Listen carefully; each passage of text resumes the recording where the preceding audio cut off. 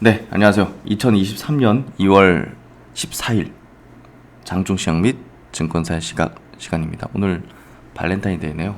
다들 좋은 시간 되시고 오늘 시장도 뭐 무난하게 나쁘지 않습니다. 특히나 이제 시장이 안 좋을 때는 결국은 뭐 어떤 중요한 이벤트 일정이 있기 전에는 좀 주가가 하락하는 경향이 있는데 미국 CPI 발표 앞두고서 시장이 뭐 미국장도 이제 강세 마감했고 국내장도 지금 현재 시총 상위들 중심으로 강한 기조의 흐름 보여주고 있습니다. 특히 이제 기술적인 흐름을 이제 체크해드리면 그 21선이 어떻게 보면 이제 반등과 추세 전환의 어떤 구분점을 이야기해줄 수 있는 포인트이기도 한데요.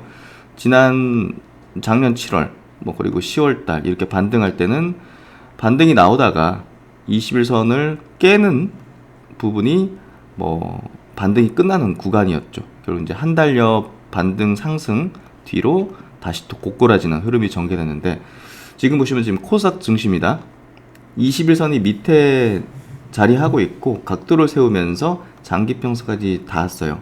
지금 한 달 이상 21선을 깨지 않고 그 위에 있는 이평선들의 매물들을 흡수하기 위한 어떤 패턴이 전개된다면 이거는 뭐 거의 100% 추세 전환됐고 바닥을 찍었다 확인할 수 있고요.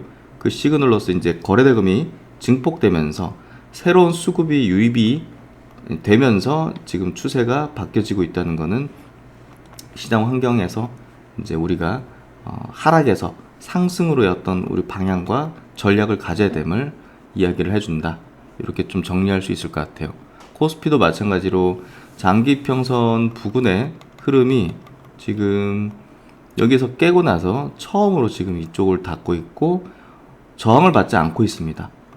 중요한 건 저항을 받는다는 것은 기존 그 매물의 신규 매수 수급이 졌다는 거죠.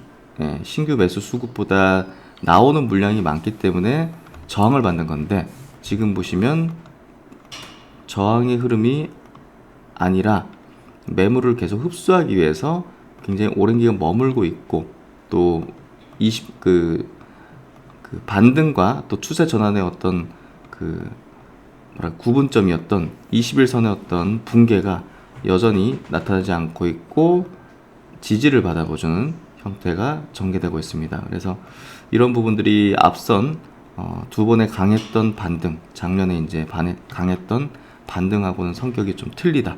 이렇게 좀 해석을 할 수 있고요. 수급상으로도 지금 일자별로 뭐 최근에 조금 뭐 크게 들어오진 않고 있지만 외국인의 수급이 돌아서는 형태가 전개됐다는 점. 올해 들어서 코스피 쪽에서 8조 2천억을 순매수했고 외국인이 코스닥에서도 8,800억 양시장 합쳐서 대략 한 9조 원 되겠네요. 9조 원 정도 10조 원에 가까운 순매수를 하면서 추세를 돌려 세우고 있다. 이렇게 해석하면 될 것 같습니다. 시장 전반적인 분위기는 뭐 좋고 또 시총 상위주들 중심으로 오늘 시총 뭐 삼성바이오로직스 빼고는 쭉 상승하는 경향인데요. 뭐 바이오 쪽도 크게 빠지는 건 아니기 때문에 좋은 모습이고 SK하이닉스가 오늘 좀 강한 편입니다. 오늘 반도체 소부장이 여기에 기반해서 굉장히 강한 기조의 흐름을 보여주고 있고 2차전지도 듬성듬성 강한 어떤 모습들. 오늘 테마단으로는 자율주행 관련주들 좀 강세 많이 보여지네요. 오전에 저희 리포트 좀 올렸었는데 자율주행의 종목들이 좀 강한 기조 보여주고 있습니다. 오늘 탑머티리얼즈가 전년 매출을 뛰어넘는 수주 소식을 내면서 14% 급등하는 게 좀 특징적인 종목의 형태인 것 같고요. 어쨌든 뭐 삼성 SI 같은 기업들도 강세 흐름을 내고 있습니다. 오늘 LG전자가 유독 강합니다. 6% 강세. 최근에 많이 강조드렸던 2차 전장 강자죠. 코스닥도 오늘 뭐 시총 상위주들 대체적으로 강한 어떤 형태 내고 있고요. 무난한 장세 흐름 속에서 좋은 어떤 전략들 계속 세워나가면 될 것 같습니다. 2차전지 조정받을 때 계속 좋은 관점 가지는 거 필요할 것 같고요. 테마단으로는 오전에 뭐 리포트 드렸지만 자율주행을 준비하는 게 조금 더 낫지 않을까 생각이 됩니다. 이런 내용들하고 오늘도 이제 이번 주는 2차전지 중심으로 좀 이야기를 풀어나가려고 하는데요. 증권사의 시각 김승윤 팀장님의 또 이제 2차전지 관련된 조사 내용들 한번 이야기 드리도록 하겠습니다. 네. 오늘 증권사 시각 역시 2차전지 부분인데요. 오늘 같은 경우는 사실은 2차전지 내에서 최근에 많이 좀 관심을 받지 못하고 있는 섹터를 한 번 더 짚어보려고 합니다. 바로 동박이랑 전해질 부분입니다. 이 자료는 작년에 이제 좀 2차전지를 분석하고 준비하면서 만들었던 자료인데, 간략하게 보시면 그 오른쪽 위쪽에 동박 부분을 보시면, 동박 같은 경우는 음극재를 둘러싸고 있는 구리막입니다. 그래서 전자가 이동하는 경로가 되고 배터리에서 발생한 열을 또 외부로 방출하는 역할을 하고 있는 핵심 소재다, 이렇게 이해하시면 될 것 같고요. 그 다음에 왼쪽 중간에 보시면 전해액이라고 있는데, 이제 음극재와 양극재 사이에 2차전지 내에서 음극재와 양극재 사이에서 전자가 이동하는 통로, 이동하는 매개체를 담당하고 있는 물질이라고 보시면 됩니다. 그래서 저희가 잘 알고 있는 양극재와 음극재 외에도 이렇게 전해액과 동박도 굉장히 좀 중요한 그 핵심 소재로서의 역할을 하고 있다라고 이해를 하시면 될 것 같아요. 네. 네, 그래서 동박과 전해질 같은 경우는 사실 최근에 어떤 뭐 이렇다 할 특별한 이슈가 있지는 않았죠. 작년 말에 일진머티리얼즈의 롯데그룹 인수를 제외하면 사실은 큰 부분들이 드러나지는 않았는데, 그래서 핵심 기업들을 구성하고 있는 그 핵심 기업들의 리포트에서 좀 추론할 만한 것들이 없을까라고 좀 생각을 해봤고, 그래서 각 기업별 최근 3개월간의 리포트를 쭉 훑으면서 그 안에서 좀 핵심적인 내용들, 공통적인 내용들과 뭐 산업에 관련된 내용들, 이런 부분들을 좀 정리해봤습니다.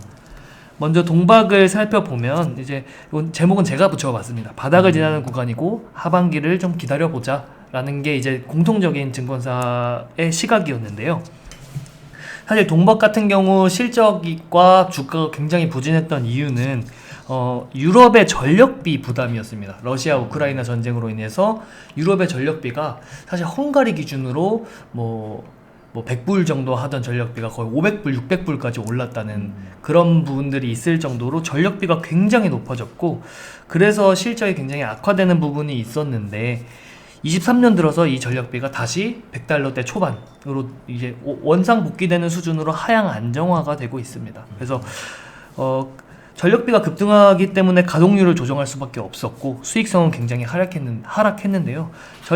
전력비 비중이 총 비용에서 10% 정도였다면 기존에는 40% 이상까지 올라가는 수준이었다고 합니다. 최근에는 이제 말씀드렸다시피 4분의 1, 5분의 1 정도로 하향 안정화되는 중이고, 이로 인해서 순이익 부분에서도 개선이 될 수 있는 올해는 전망이 좀 되고 있다. 특히 솔루스 첨단 소재 같은 경우는 흑자 전환이 전망이 되고 있다. 네. 지금 보는 게 이제 천연가스 가격인데요. 네. 이 천연가스 가격이 이렇게 높았다가 맞습니다. 거의 이게 지금 한 4억을 5분의 1 토막 이렇게 네. 났죠. 그래서 네. 그런 부분도 이런 어떤 업체에게 굉장히 좀 좋은 소식이 될 것 같아요. 네. 참고적으로 동박 같은 경우는 일진머티리얼즈, SKC, 솔루스 첨단 소재 이 세 기업을 중심으로 이제 설명을 드리겠습니다. 그래서 올해 같은 경우는 동박도 미국의 IRA 정책 모멘텀의 수혜가 집중될 것이다라고 판단해 볼 수 있을 것 같습니다. 솔루스 첨단 소재 같은 경우는 앞서 말씀드렸던 세 개의 동박 업체 중에서 가장 유럽이나 미국 쪽으로의 진출이 공격적인 기업으로 좀 꼽을 수 있는데요. 규모는 좀 작지만 사실 가장 유럽이나 미국 쪽으로 공격적이었기 때문에 유럽의 전력비 상승이나 천연가스 가격 급등에 따른 이제 직격탄을 맞은 기업이기도 하죠. 그래서 솔루스 첨단 소재 같은 경우는 이미 북미에서 캐나다에서 1.8만 톤 규모로 증설을 하고 있고, 이는 이제 향후에 아직 시점은 미정이지만 6.3만 톤까지 확장을 할 수 있다, 또 확장을 계획을 하고 있다라고 발표를 한 바가 있고요. 일진머티리얼즈 같은 경우는 롯데그룹의 작년 말 인수된 이후에는 이제 좀 북미 진출에 대한 모멘텀이 자금 압박이나 이런 것에서 벗어나면서 가시화될 수 있을 것이다라고 공통적으로 전망이 되고 있습니다. 여기에 이제 추가적으로 유럽에서 추가적인 정책 모멘텀이 있죠. CRMA라고 해서 유럽 핵심 원자재법이 사실 올해 1분기나 2분기 중으로 좀 가시화가 되고 이제 구체화돼서 시행이 될 것이다. 근시일 내에 좀 전망이 되고 있는데요. 유럽에 선제적으로 진출했던 업체들이 굉장히 좀 우호적이다라고 볼 수 있고요. 이제 일진 머티리얼즈는 스페인의 부지를 확정하고 이제 증설 작업을 진행을 하고 있고, SKC 같은 경우는 폴란드 공장을 이미 가지고 있죠. 그 다음에 솔루스 첨단 소재 같은 경우도 헝가리에 공장을 가지고 있어서 모두 진출을 완료했거나 또는 진출이 진행 중이다라고 볼 수 있습니다. 앞서 말씀드렸던 미국과 유럽의 이 정책 모멘텀 같은 경우는 결국에는 동박도 뒤에 전해일도 마찬가지겠지만 중국의 업체들이 글로벌에서 굉장히 큰 파이를 차지하고 있지만, 그럼에도 불구하고 이 말씀드렸던 미국과 유럽의 정책 모멘텀으로 인해서 국내 업체들의 수혜가 좀 집중이 될 수 있고 그 부분에 맞춰서 이제 기업들도 잘 해나가고 있다라고 말씀을 드리고 싶습니다. 그래서 동박은 네 번째로 증설 가동 효과의 시작이 올해는 원년이 될 것이고 추후의 증설 모멘텀도 풍부하다라는 것이 또 다른 공통적인 시각이었는데요.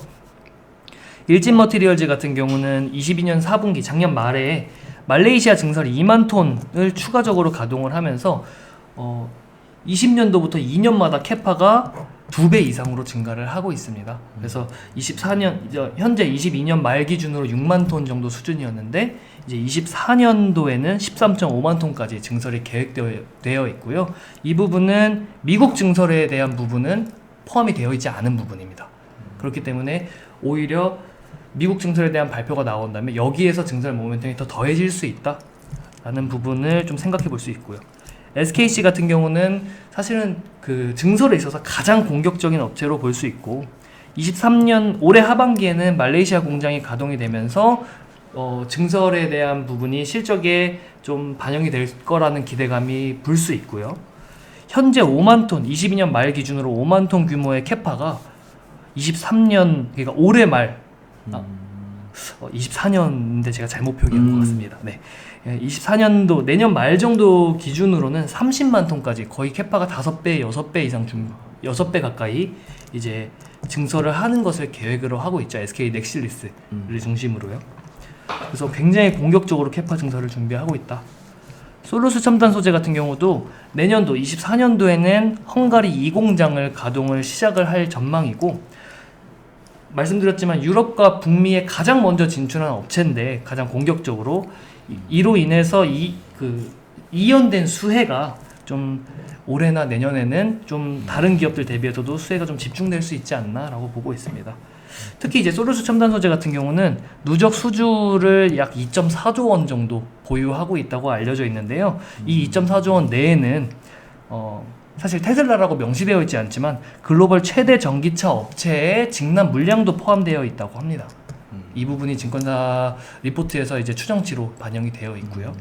네, 그렇기 때문에 동박 부분은 사실은 굉장히 수익성 악화로 이제 좀 안 좋은 시기를 22년도에 보냈지만 방향성은 여전히 견고하고 이제 특히 테슬라 가격 인하로 인해서 EV 전기차에 대한 수요가 좀 굉장히 견고하다는 건 이미 확인이 되고 있죠. 그래서 Q의 증가로 인해서 여기에 대한 수혜가 좀 뚜렷하게 나타날 수 있지 않나라는 것이 어느 정도 공통적인 시각이었다고 볼 수 있을 것 같습니다.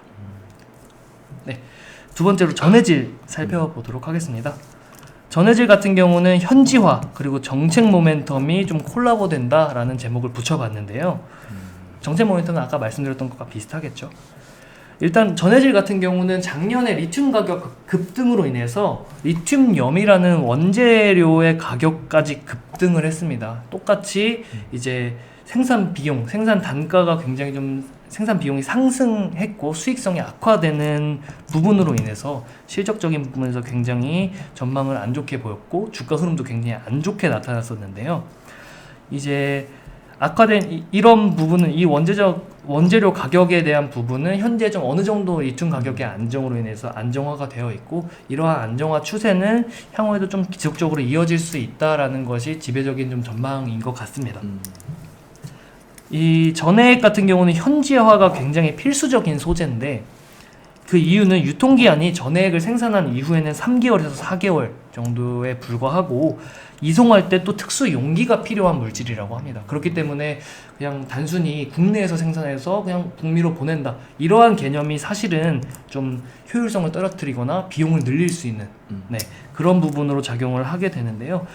이 전해액 시장도 마찬가지로 중국이 장악을 하고 있는 상황입니다. 하지만 이제 최근에 경제 블록화, 앞서 말씀드렸던 미국과 유럽의 그 정책들, 이런 것들로 인해서 한국 기업도 충분히 좀 수혜가 가능하다. 네, 좀 세부적으로 살펴보면 북미를 기준으로 봤을 때 배터리 3사의 증설 계획이 현재 나와 있는데, 이 증설 계획 기준으로 25년도 기준으로 약 한 400기가와트시 정도가 됩니다. 근데 이제 이러한 증설 계획을 기준으로 했을 때 북미 지역에서만 전해액이 40만 톤, 국내 3사 대상으로만 40만 톤 이상이 필요하다는 추정치가 좀 나와 있습니다. 100기가와트시 기준으로 10만 톤 정도가 필요하다고 하더라고요, 평균적으로. 그런데 이제 이러한 국내 3사에서 필요로 하는 전해액 수요를 국내 기업들, 또 중국 기업들이 진출하지 않는 상황, 못하는 상황에서 국내 기업들이 모두 이제 충당을 해야 되는 상황이 되는 것이고, 이는 반대로 얘기하면 국내 기업들의 그 이제 수혜가 증설만 잘 진행이 된다면 좀 집중이 될 수 있다라고 볼 수 있을 것 같습니다. 엔캠 같은 경우는 미국의 24만 톤에 대한 굉장히 공격적인 증설 계획을 통해서 확장을 하고 있고요. MS 확대 전략을 이제 가장 공격적으로 추진을 하고 있습니다. IPO한 지 얼마 안 됐기 때문에 그런 자금을 활용해서 이렇게 좀 전략을 추진 중에 있고요. 동아기업 같은 경우도 이미 미국에 진출을 했습니다. 테네시의 부지를 선정을 하고 평탄화 작업을 진행 중이라고 합니다. 그래서 이 규모는 5만 톤 이상의 캐파를 현재는 계획을 하고 있고, 고객사 요청 시에 추가적으로 증설이 가능하다라고 이제 회사 측에서 NDR에서 발표한 바가 있습니다. 첨보 같은 경우는 실질적으로 전해액을 생산한다기보다는 전해액에 들어가는 이제 그 첨가제를 생산하는 기업인데요.